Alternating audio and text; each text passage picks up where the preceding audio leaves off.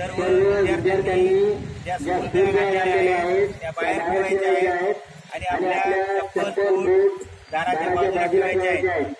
सर्वांनी परीक्षा हॉलमध्ये प्रवेश करण्यापूर्वी स्कूल बॅग बाहेर ठेवा. चप्पल बूट दाराच्या बाहेर ठेवतील विद्यार्थी आणि नंतरच आपल्या परीक्षा हॉलमध्ये प्रवेश करतील. सर्व विद्यार्थ्यांना सूचना आहे. आज 15 मार्च सामाजिक शास्त्रामध्ये इतिहासाचा पेपर आहे आणि 196 मुलं आहेत आणि परीक्षा एकदम सुरळीत चालू आहेत. कुठल्याही परीक्षेला गालबोट आतापर्यंत लागलेलं नाही. धन्यवाद सर.